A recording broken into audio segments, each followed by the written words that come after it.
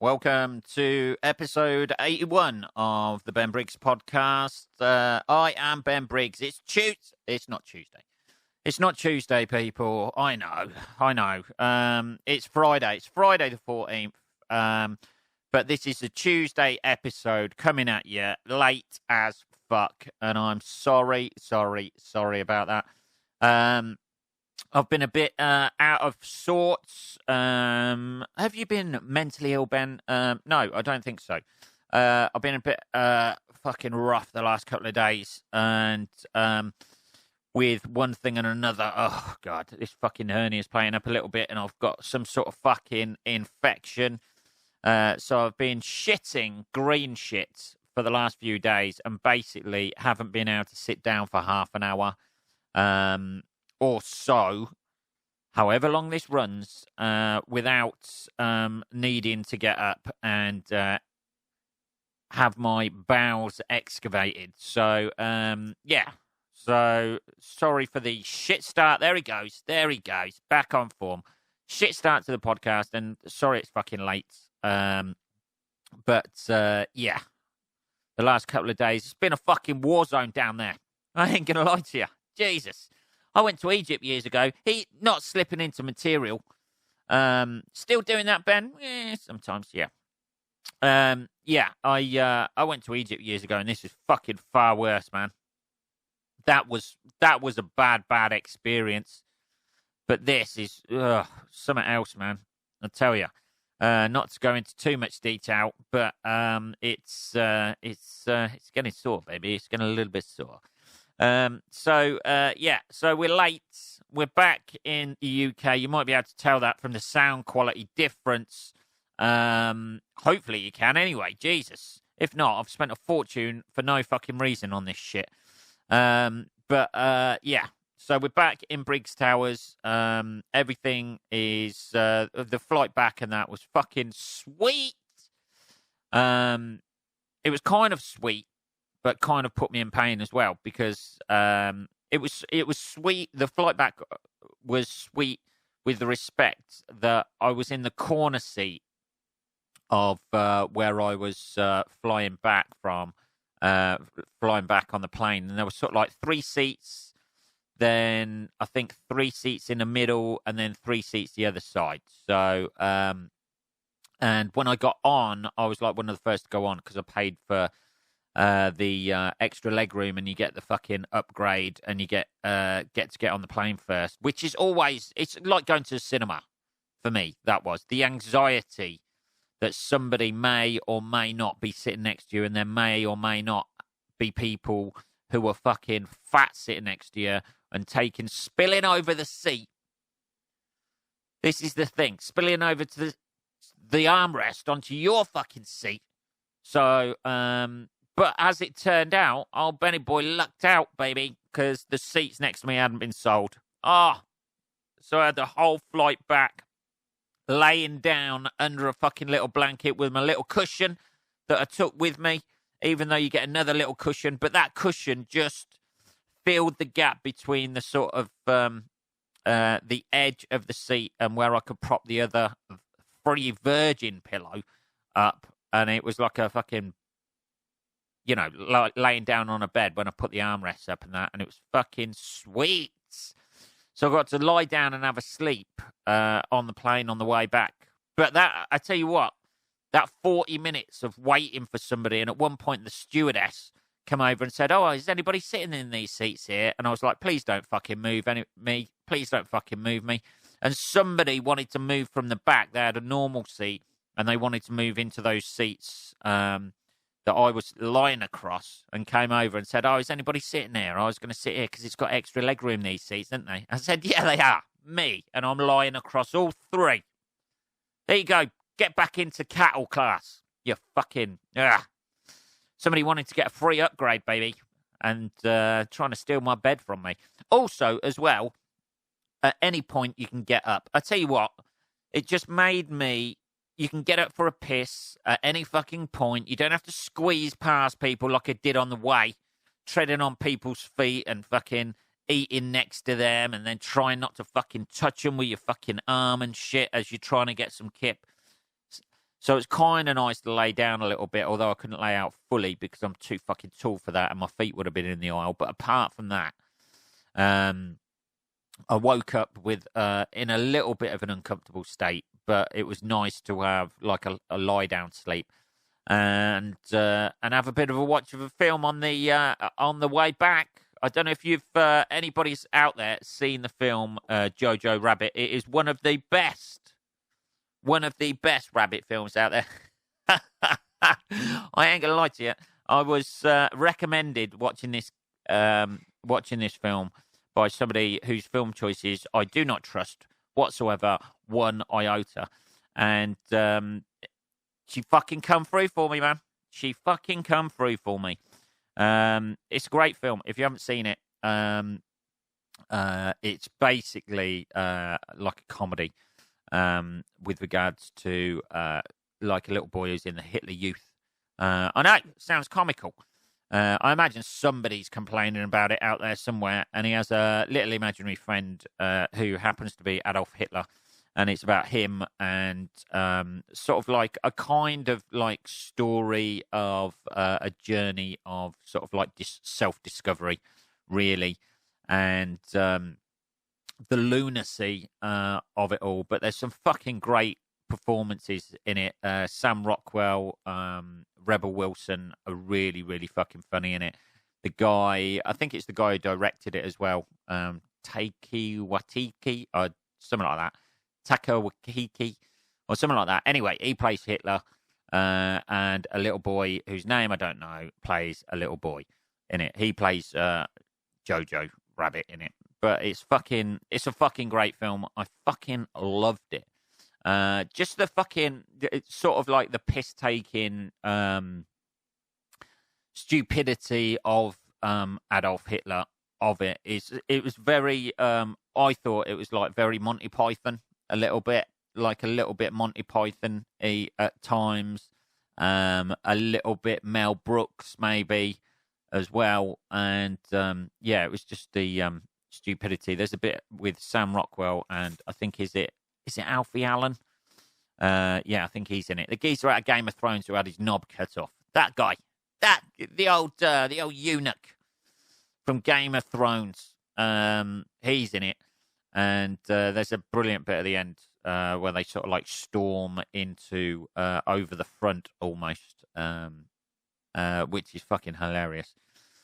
But I thoroughly recommend that film. I watched that film on the way back, man. That's the fucking thing. I'll tell you what, the thing about America is they have some fucking great films on even the normal TV there. Like, I think, like, on one channel, I forget what channel it was, Showtime or something.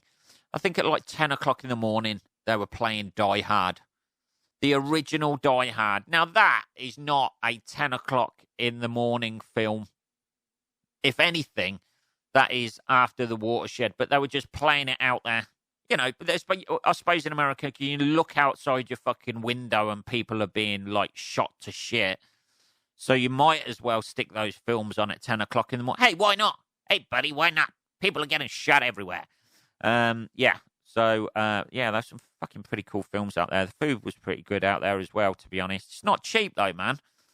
Oh, New York, it's not cheap. And that's the thing about it, is the only thing about getting back. It's a fucking nightmare getting back. I hate the last day. I think I said this on the last podcast when I was actually leaving that day. I hate the fucking last day because you know you've got a whole day full of traveling to get through. And you're going to be stuck at the airport, hanging around for a little bit. I had to wait like 4 hours at the gate for my fucking plane and shit. And you're just trying to fill those 4 hours any way you can. Thank God for free Wi-Fi at JFK Airport. Thank God for that. That kept me going. And the fucking chargers for my phone. So basically I'm back to normality-ish a little bit.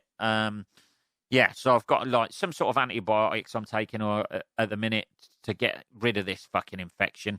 Clear up the green shit, man.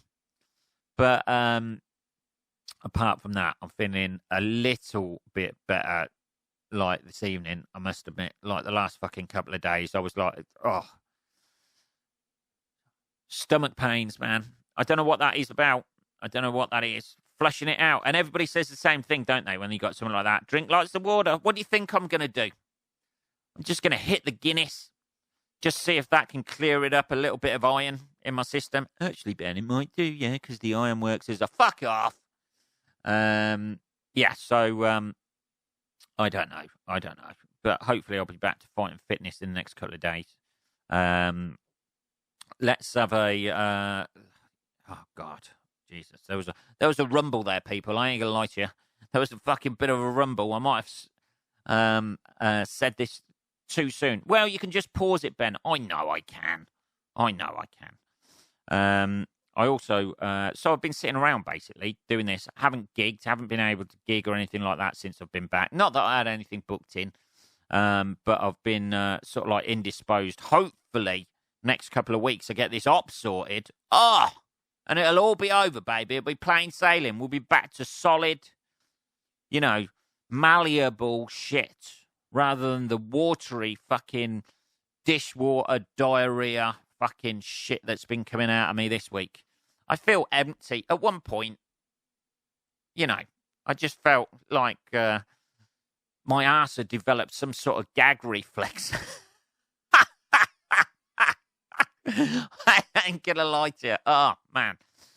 Lie to us, Ben. Lie to us. Don't tell us the horrible details. Anyway, so I've basically just been sitting around since I got back, unpacking. I unpacked as much as I can. I've started doing a bit of washing today of shit, of clothes and shit, and then you have to put everything away, don't you? And then the holidays, that's it. Then you put the case away, let it gather dust until the next time you fucking need it.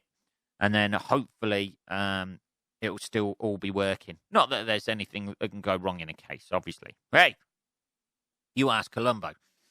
But I was sitting around watching the Malcolm X documentary, as recommended by Big Johnny P, fellow comedian. And we've set up like a little documentary club, I think, where we just fucking send each other weird fucking or horrendous documentaries to watch. But I watched that, the Malcolm X thing, which is all about his assassination. Nobody knows who did it, really. Or they couldn't be asked to investigate it. That's probably it, I think. But there was part of that documentary where it takes you through all the suspects and shit like that, and what actually happened to him, and how he died, and the fact that there was like about 5 people. I think there was 5 shooters or something like that, and they were all African American guys. But apparently, he'd been slagging off the Nation of Islam beforehand, and as he's doing it and that, you're just thinking, you probably need to shut your mouth a little bit here, mate. It's not going to be a good outcome for you. You're a black geezer in the 1960s in America who's kicking up a bit of a fuss. It's not going to work out. I think he was killed before Martin Luther King. I'm not sure. Any Americans out there can correct me on that. But if you were a black guy, even now, I imagine, it's not much better. But if you were a black guy in the 1960s and you started ruffling a couple of feathers, it was well worth getting a life insurance policy, I think. In hindsight, it was. In those times. Jesus. Talking about that, also, I watched a film, not talking about black guys, but I watched the film Harriet today. I don't know if you've seen that. That is fucking weird. Well, it's fucking interesting because it's about like someone who was like freeing the slaves and shit like that, like some woman who did that. Obviously, it's all in the name, isn't it? Harriet Tubman, I think. Yeah, it was about her freeing all the slaves and shit like that. But then it gets like really weird where she sort of like starts talking to God and shit like that, and then starts like fainting every now and again. And God was talking to me. I just found that bit a bit weird. Just keep it real, people. You know what I mean? You don't have to throw fucking God into everything unless she claimed that's what happened. You know, I imagine she did. I imagine they haven't just thrown that in there. I imagine she's quite famous for fucking fainting when God's talking to her. But the amount of dishes she broke, Jesus. Fucking, I don't know. Anyway, the point I was trying to make about the Malcolm X documentary is that is a geezer who you're watching it and you just think, you need to fucking shut up a bit, man. This is not going to end up well for you. You know, he started slagging off the fucking Nation of Islam, like everybody. You can get your message across and still stay alive. You know, I know it's 1960s America and they're out there fucking gunning for everybody at that point in their history. Don't know whether it's that much different today. Didn't see any guns, by the way, while I was in New York. Saw lots of signs saying at the airport, please don't carry guns onto the plane and shit like that. Surely that's a given, isn't it? You would have thought they're making you take your shoes off as you walk through the thing that fucking gives you leukemia. That fucking zappy thing where you have to hold your hands up, the X-ray. You have to hold your hands up like you're already a suspect when you're working through there. You don't have that in the UK. You just have the little box thing like you walk through at Heathrow. And then it either beeps or it beeps or it doesn't beep. And if it does beep, then you have to get patted down by some drooling pervert who's dressed as a fucking security guard with his rubber gloves on. Hey, you're the one touching everybody, buddy. You're not going to catch anything from me. I don't know, man. I don't know. But you would have thought that's a given, wouldn't you? That in this day and age, you can't take a fucking gun on a plane. I don't know, people. That sign's there for somebody, though, isn't it? You know, somebody's gone, oh, fucking just carry a fucking gun onto the plane. I don't know, man. The security line was fucking massive. Heathrow was so much better getting into. Getting into the States ain't too bad if you've been there before. If you've already had an ESTA, you can just cruise through the already had an ESTA line. I don't think that's the particular name for it.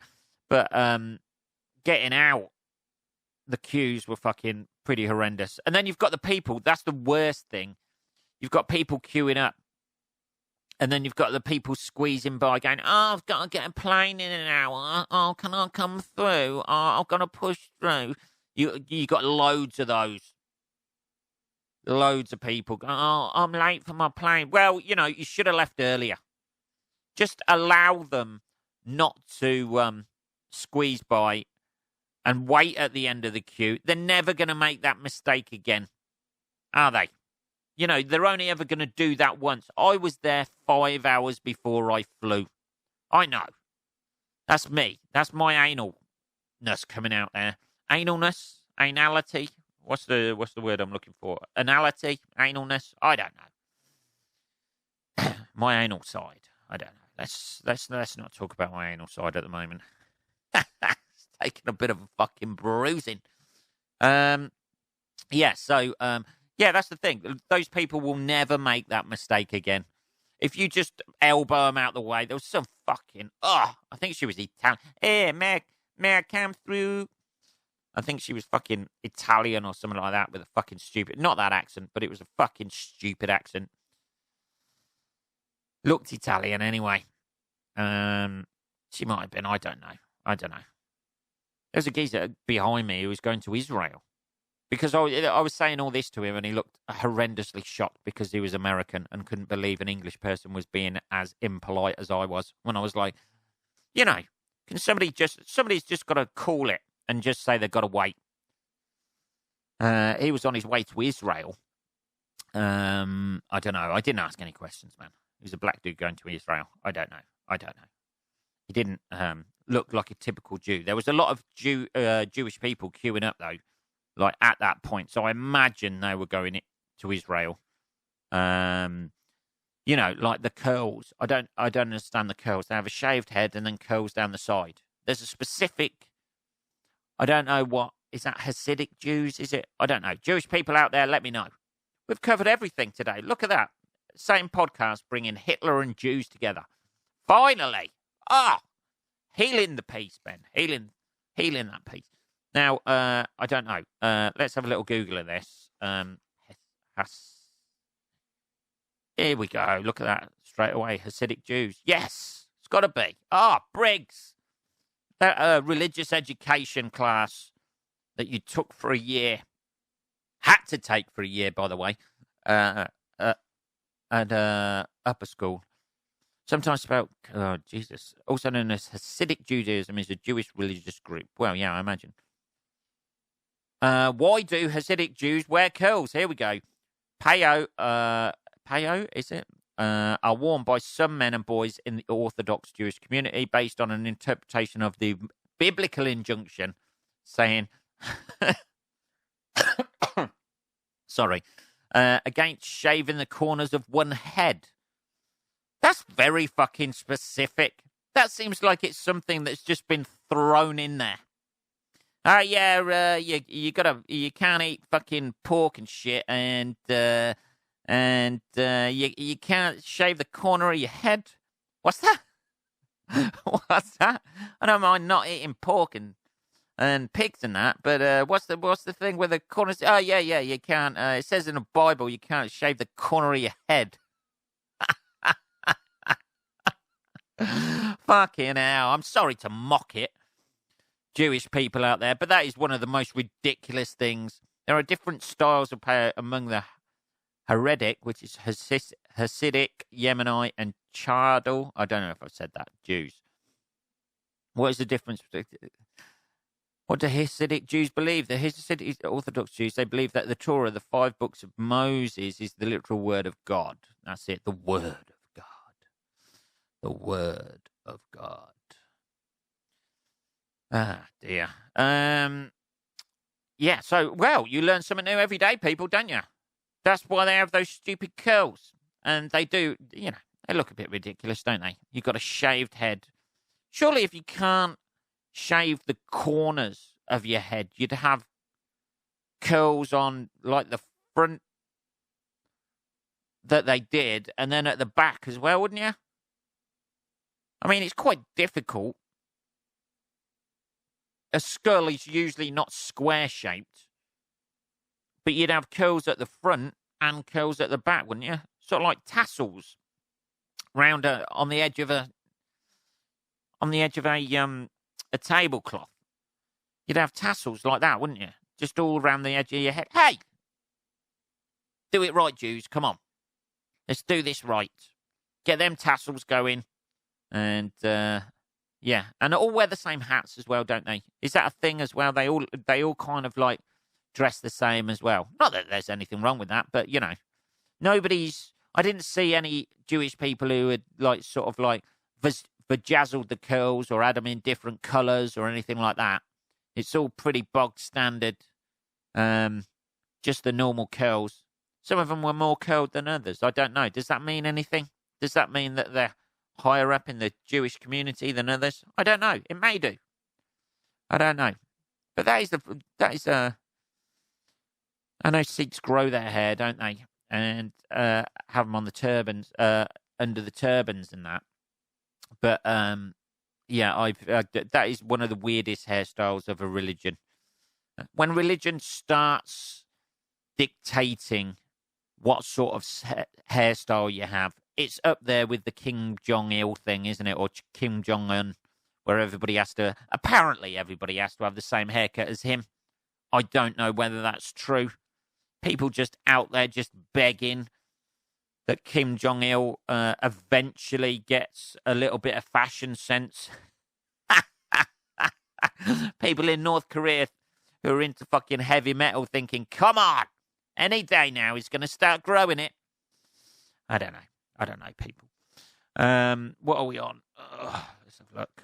A little bit of a rumble there. 24 minutes. We've talked about Jews a lot today. Fair play to him. I don't know. This podcast's not going to upset any Jews out there, is there? They've had far worse things happen to them over the years, other than their haircuts. I think. Dear. What are we going to have a look at? Let's have a look. Let's run through a couple of little bits that have been in the sort of like news, like everybody else does on all their fucking podcasts. Let's have a look. What was there? What were we looking at? Oh yeah, fucking hell. Yeah, this is something that I like keeping my car clean. It fucking freaks me out because I drive so many miles in it. I got a 2010 Ford K8, man. 2010. I've started. That's what I'm going to do from now on as well. After being in America, they're obsessed with what year cars are.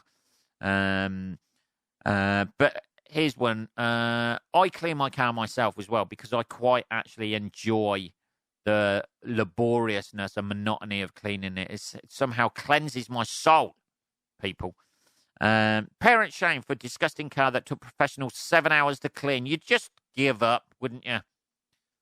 You'd give up after 3 hours of cleaning it. A team of professional cleaners spent 7 hours cleaning a parent's car which had been left in a funky state by their children, and other parents were all too familiar with the mess. Let's have a look. Parent has been slammed for the state of their car after taking it to be professionally cleaned. Photos of the back seat show biscuits, sweets, wrappers, and lollipop sticks scattered around. Fucking, like 7 hours. I'm not sure it would take 7 hours to do that. Oh, man, it's fucking rank. It looks like the inside of my fucking toilet. The job took 7 hours in total with the seats, carpets being shampooed, cleaned multiple times. There's some fucking filthy animals out there, isn't there? It looks a lot better afterwards, I must admit. But there is like some filthy fucking bastards there. That looks awesome. It looks pretty awesome, actually. Fucking hell, I might get them to do mine. The car was unrecognisable afterwards, but some were appalled at how it had been allowed to get in such a state. One person said, how the actual fuck do disgusting maggots actually let that shit get to this? I'd hate to see the state of the person's house. Yeah, Jesus, or the fucking person's genitals got a fucking lollipop stuck on the end of it. I don't know. I had a bit of tea there. I had to calm down a little bit. That's fucking grossed me out. Anything like that sort of like grosses me out. That's why I never want to go to restaurants that I eat in and look at the kitchens.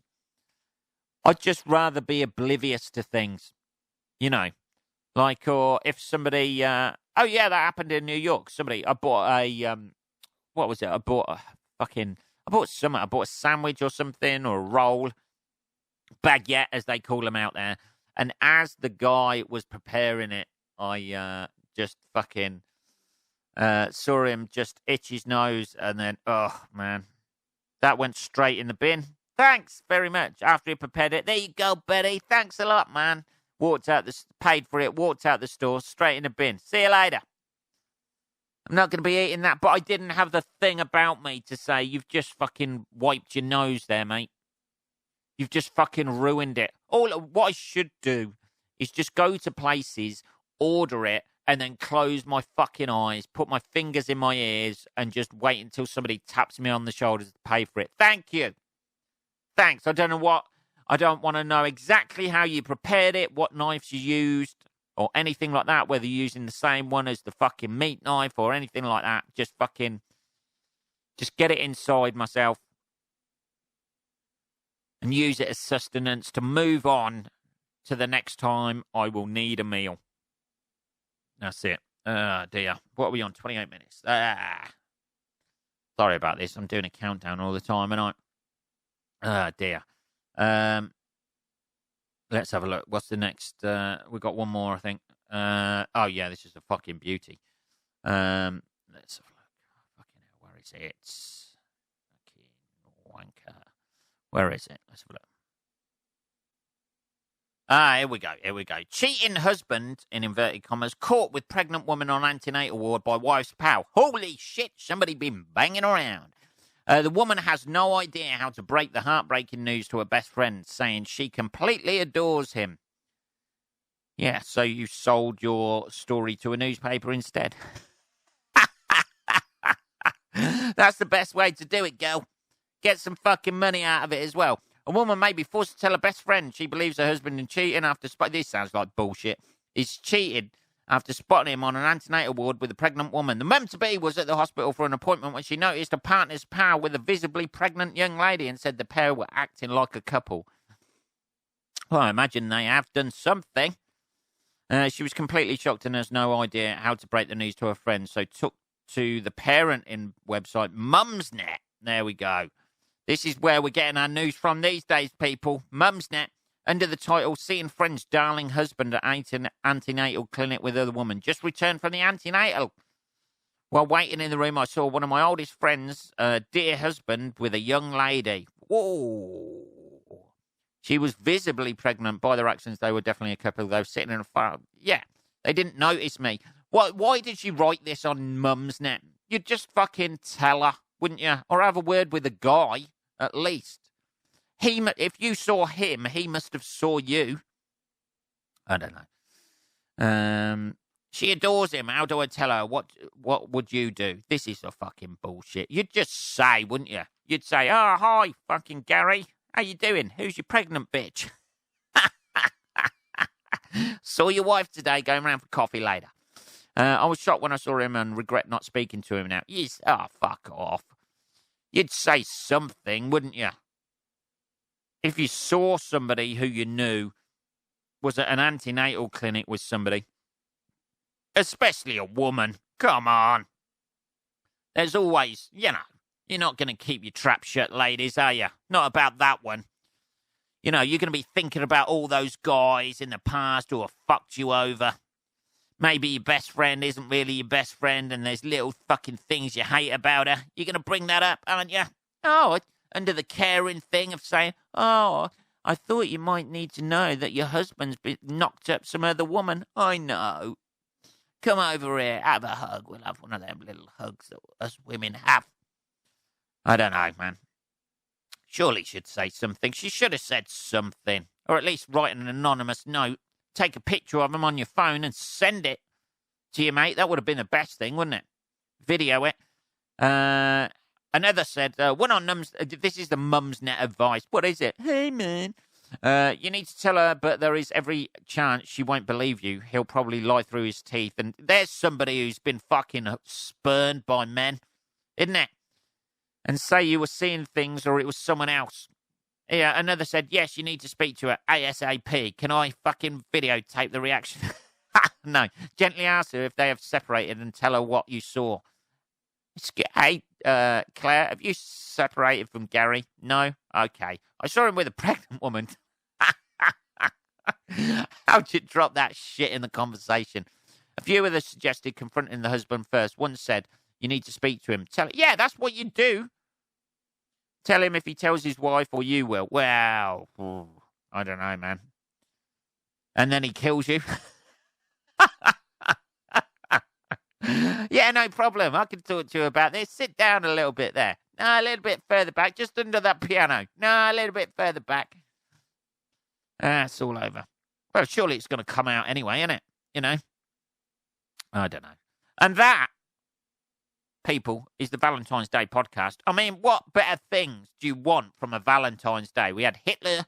We had the Jews. We had men cheating on women. It's never the other way round, is it?